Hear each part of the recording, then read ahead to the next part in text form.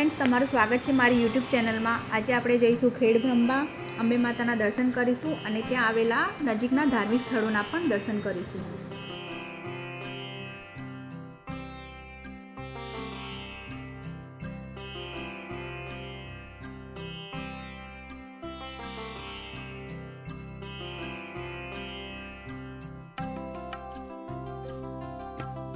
અમે પહોંચી ગયા છે ઈડરથી ખેડબ્રહ્મા 25 કિલોમીટરના અંતરે આવેલું છે।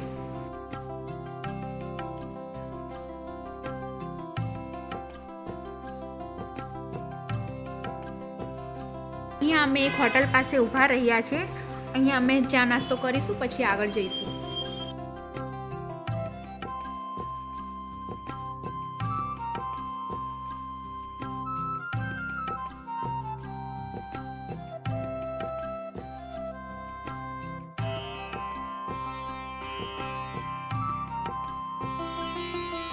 અમે સામે જોઈ રહ્યા છો ઈડરગઢ છે, એનો વિડીયો આપણે પછી બનાવીશું। હમણાં સમય ઓછો હોવાથી અમે પહેલા ખેડબ્રહ્મા જઈશું।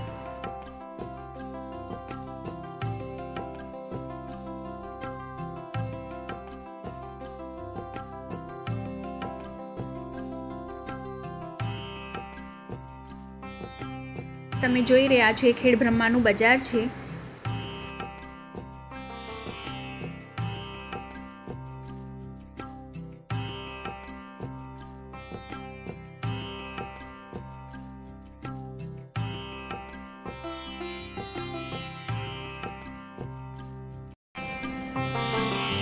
आ मंदिरનું પાર્કિંગ એરિયા છે। અમે અહીંયા ગાડી પાર્ક કરી દીધી છે અને હવે માતા અંબેમાના દર્શન કરીશું અને તેના ઇતિહાસ વિશે જાણીશું।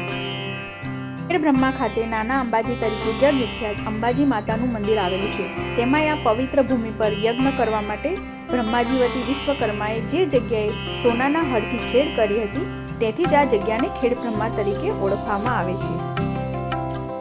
ક્રમે ખેડબ્રહ્મા યજ્ઞમાં વિઘ્ન નાખનાર મહિષાસુર રાક્ષસનો માં આદ્યશક્તિ જગદંબાએ વધ કર્યો અને ત્યારબાદ બ્રહ્માજીની વિનંતીથી માતાજીએ કાયમ માટે ખેડબ્રહ્મામાં વાસ કર્યો। મંદિરના બહારના દ્રશ્યો છે। તમને અહીંયા ચા નાસ્તો ફરાળી વગેરે મળી રહેશે। કહેવામાં આવે છે કે મહિષાસુરના વધ માટે માં અંબાએ અહીં પોતાનું સાક્ષાત સ્વરૂપ બતાવેલું। બાદમાં અહીંથી માતાજીની જ્યોત ગબ્બરમાં લઈ જવાયેલી અને ગબ્બરને માતાજીએ પોતાનું નિવાસસ્થાન બનાવેલું। બ્રહ્માના સુપ્રસિદ્ધ યાત્રાધામ એવા નાના અંબિકા માતાજી મંદિરે કોસી પૂનમે માં અંબાનો જન્મદિવસ હોય તેથી સમગ્ર મંદિરને ભવ્ય રોશની અને ફૂલોના હારથી શણગારી સુશોભિત કરે છે।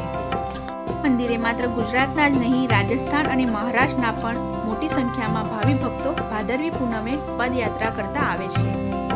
આપણે પહોંચી ગયા છે મંદિરે। આ તમે સામે જોઈ રહ્યા છો એ દુકાન છે જ્યાં તમને માતાજીને ચડાવવા માટે પ્રસાદ ચુંદરી મળી રહેશે અને સામે આપણે બૂટ ચપ્પલ ઉતારીશું અને માતાજીના દર્શને જઈશું।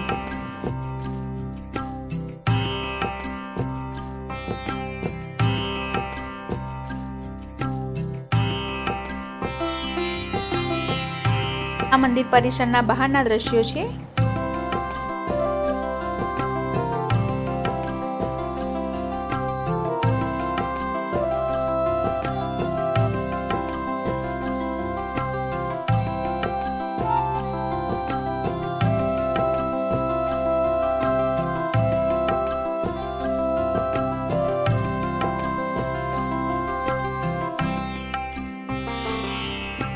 ચાલો હવે આપણે માતા અંબેમાના દર્શન કરી લઈએ। અહીંયા બીજા પણ ઘણા નાના મંદિર આવેલા છે જેના તમે દર્શન કરી શકો છો।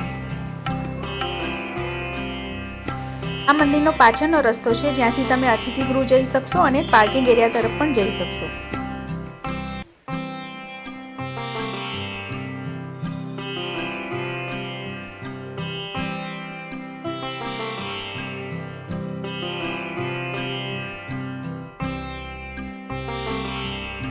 તમે જોઈ રહ્યા છો અતિથિ ગૃહ છે અને અહીંયા પણ દુકાનો આવેલી છે જ્યાં તમે માતાજીને ચડાવવા માટે પ્રસાદ લઈ શકો છો। આપણે બાકી રહેલા મંદિરના દર્શન કરીશું અને પછી બહાર જઈશું।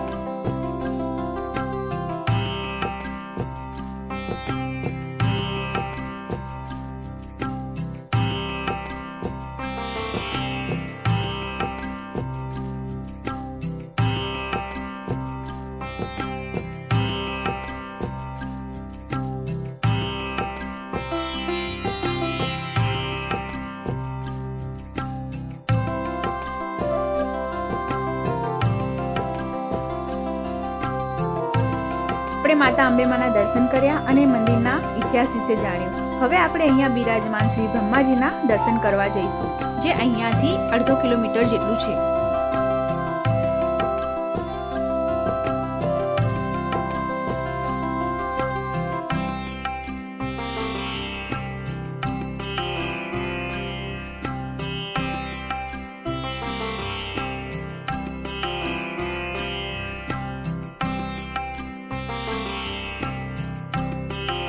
તમે સામે જોઈ રહ્યા છો તે બ્રહ્માજીનું મંદિર છે. અમે અહીંયા ગાડી પાર્ક કરી દીધી છે, તો આપણે બ્રહ્માજીના દર્શન કરીશું અને તેનો ઇતિહાસ જાણીશું.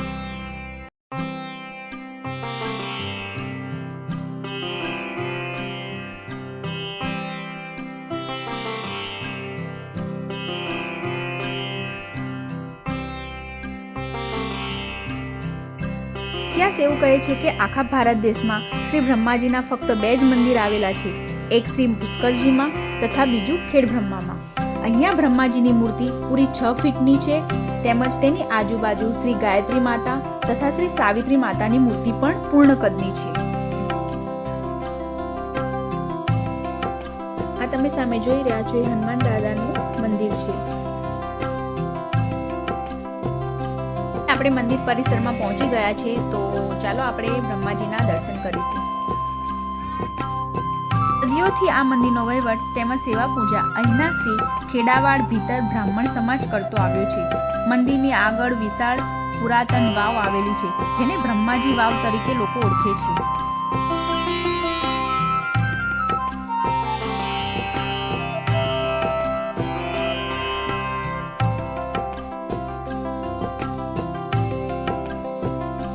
તમે સામે જોઈ રહ્યા છો એ બ્રહ્માજીની પ્રતિમા છે અને તેની બાજુમાં સાવિત્રી માતા અને ગાયત્રી માતા. બ્રહ્માજી વેદોના પિતા છે અને જન્મથી મહાન છે. તેમણે સૃષ્ટિનું સર્જન કર્યું અને જગતને વેદોનું જ્ઞાન આપ્યું. કમળ ખુલતા જ તેમણે પોતાની આજુબાજુ શું છે તે જોવા 4 દિશામાં માથું ફેરવ્યું. તેથી જ તેમના 4 દિશામાં 4 મુખ છે, જેથી બ્રહ્માને ચતુર્મુખ બ્રહ્મા પણ કહેવામાં આવે છે. અહીંયા મંદિરની સામે ભોલેનાથનું પણ મંદિર છે, ત્યાં પણ તમે દર્શન કરી શકો છો. આપણે દર્શન કરીને બહાર આવી ગયા છીએ અને અહીંયા નજીકમાં જ રાધા કૃષ્ણ અને સ્વયંભૂ નીલકંઠ મહાદેવનું મંદિર આવેલું છે, તો ચાલો આપણે ત્યાંના પણ દર્શન કરીશું.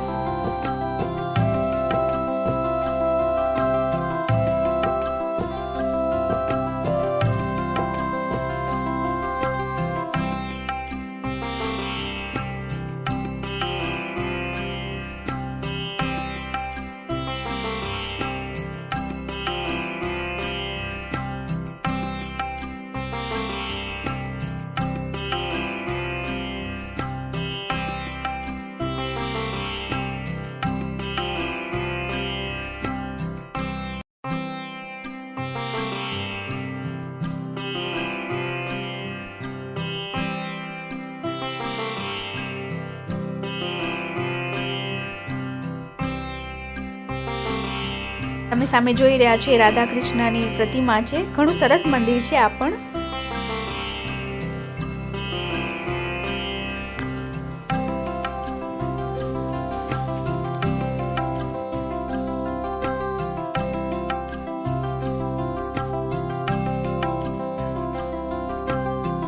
આ છે સ્વયંભૂ શ્રી નીલકંઠ મહાદેવનું મંદિર. તમે બ્રહ્માજીના મંદિરે દર્શન કરવા માટે આવો તો અહીંયા રાધા કૃષ્ણ અને સ્વયંભૂ નીલકંઠ મહાદેવના દર્શન જરૂર કરજો.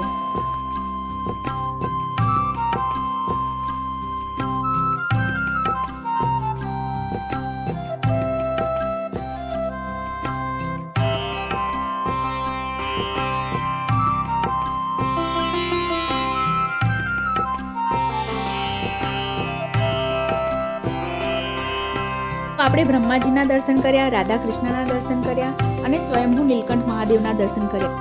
આપણે નેક્સ્ટ વિડીયોમાં દર્શન કરીશું કોટેશ્વર મહાદેવ મંદિર અને કામાક્ષી મંદિરના.